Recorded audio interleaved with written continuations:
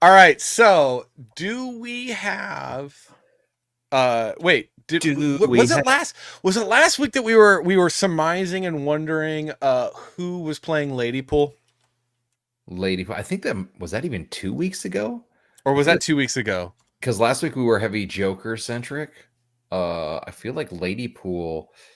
Well, no, did we do it because it was right before the movie came out? I don't even know. Holy mo! 2 weeks ago. Quiet part already on top of it. Boom, confident. Yeah, it was 2 weeks ago. Thank you, Quiet Part.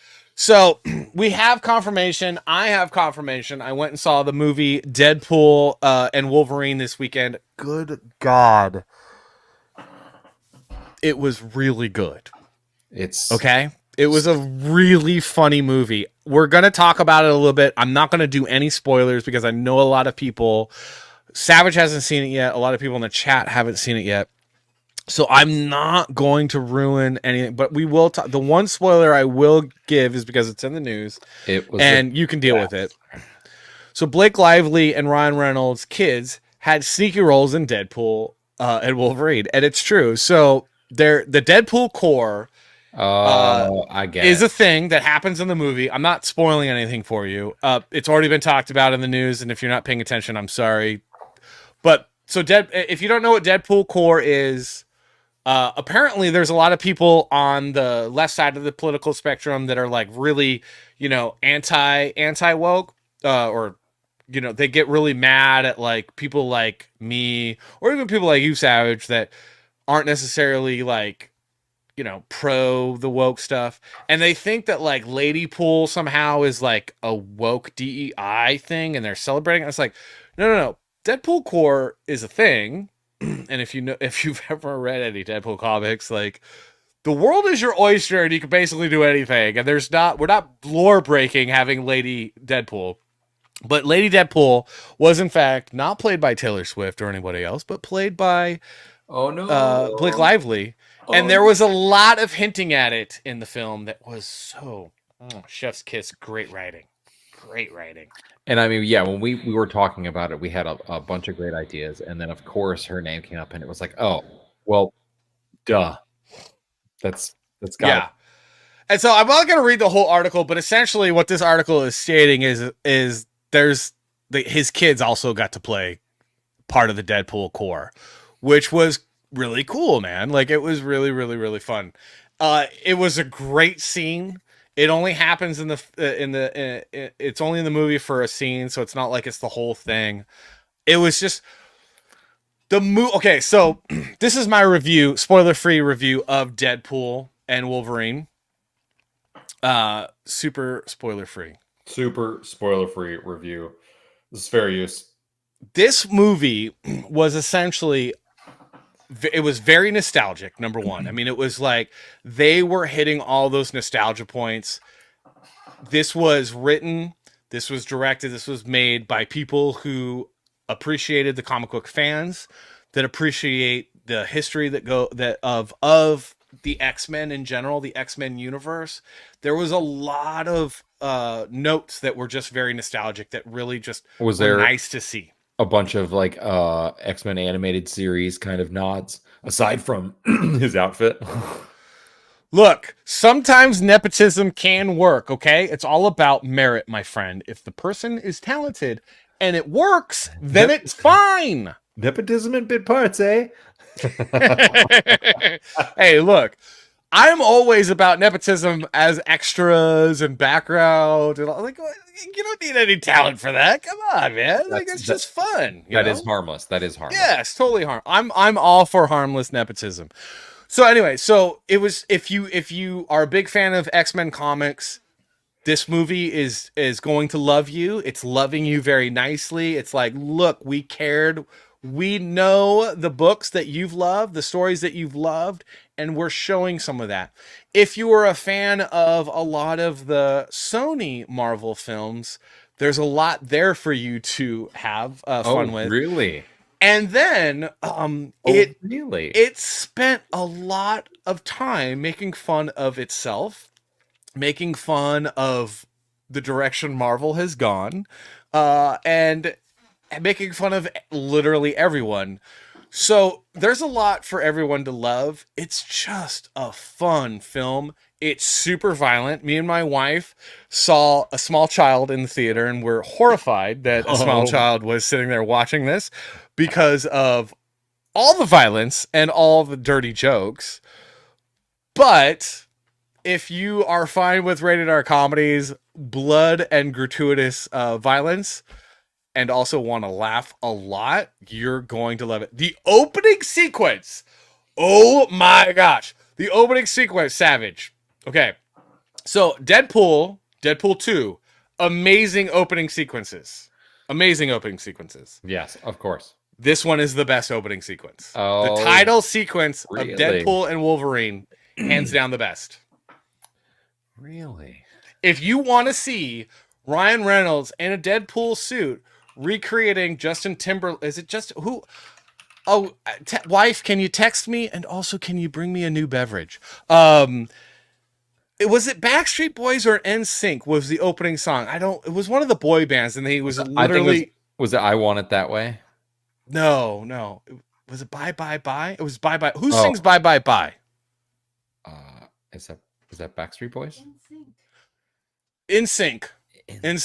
Bye Bye Bye. So Ryan Reynolds is doing the freaking Justin Timberlake dance, like straight up the Justin Timberlake dance of like bye bye bye, and like destroying all these. And I'm sorry, I'm not ruining this, guys, because it's not a spoiler. It's fine. It's fine. Destroying all these TVA agents because obviously Deadpool is going to, kill a lot of people, and it's just like this music video, and it's the credit scene, and it is.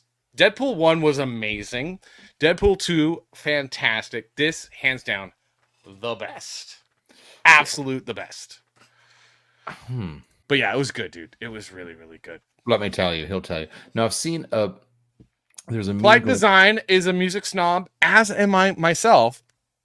Sorry, I listen to good music. Dude, bro. We at the Salty and Savage show, we do good music. Savage has great taste in music. Oh, I love good music. And I would not consider NSYNC among the good music. However, this opening sequence. Good God, no. Don't care. Yeah, of course. It's so good. It's worth it when the cheese is just right. When it smells just stinking like a nasty feet. When the cheese is just right. Man. It's very nice. So I would say Deadpool and Wolverine, highly recommend. I would give it an 8 out of 10.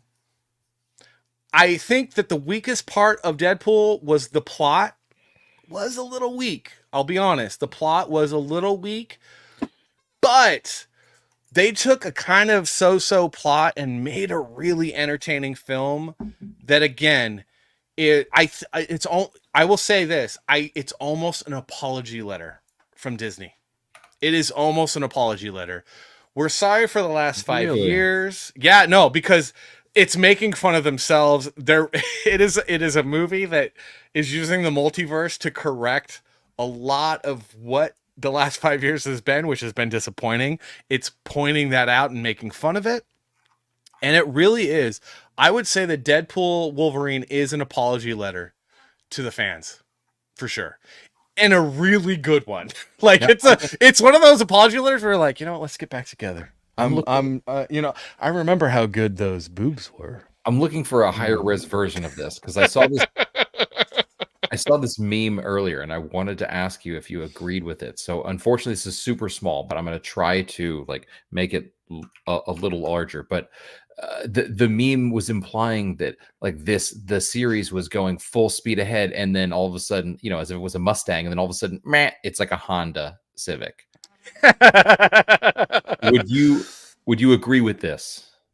No, I wouldn't. No, I would say that the Honda and the Honda does make a cameo in the movie. The Honda Odyssey does make a cameo in the movie. Yeah. I would say that if you're gonna just do 3, I would say there would be a 4th on the. So if you have the 3 right here, okay. So 3 acts. I would say that maybe the Honda Odyssey is in the middle, and then I feel like it finished strong. I really do. I really feel. And maybe I'm because I'm a sentimental guy. I like cheesy films. But I really felt like, I'm not kidding, man. This was an apology letter from Disney to to Marvel fans. It was like there was a couple of things where they're still doing that they're kind of pushing the DEI and the woke thing, and you're like, but it doesn't matter. And here's my thing: is like, I would not care the Acolyte and all its like foibles and like DEI woke crap. I wouldn't care if the story was good, and I think that Deadpool does it. It's like, okay, fine, put it in there, put that cast in there. Yeah, the obvious cast of the woman that's the boss babe, that's the person, the BIPOC, whatever. Put it in there. If it's a good story, I kind of don't care. And honestly, if no one was talking about all this crap all the time and trying to force it down my throat in every freaking film, I probably wouldn't notice. Right. If it wasn't a thing. No, I mean, if it wasn't literally in every film where you could almost predict it now, it wouldn't matter. Like, it wouldn't matter because the movie's good. The movie is just good. So if you actually can separate yourself from like the FNT crowd and all their stuff all the time and just go watch a movie, you're going to be like, dude, this movie's freaking awesome. It's funny. It's hilarious. Uncapped Turtle says it has the most heart of any Marvel film yet. Dude, that's not hyperbole. That's the funny part, man, is that it's irreverent humor all the way, and there's moments where you're just like, oh. Like Wolverine's character has a story arc, and you're like, oh. And if you like, you do kind of need to know the comics to understand his story arc a little bit, because it's only a 2-hour film, so they can't like, honestly, dude, I wish they made this movie a trilogy. Like, this storyline, Deadpool and Wolverine, I wish they would have done this storyline as a trilogy, because it would have been amazingly epic, because then you could have seen Wolverine's story arc a little bit better. However, 2-hour movie, they did it well. They really did. 8 out of 10, man. 8 out of 10. 8 out of 10. That's a highly recommend, man. Highly recommend. Salty rating. 8 out of 10. Highly recommend.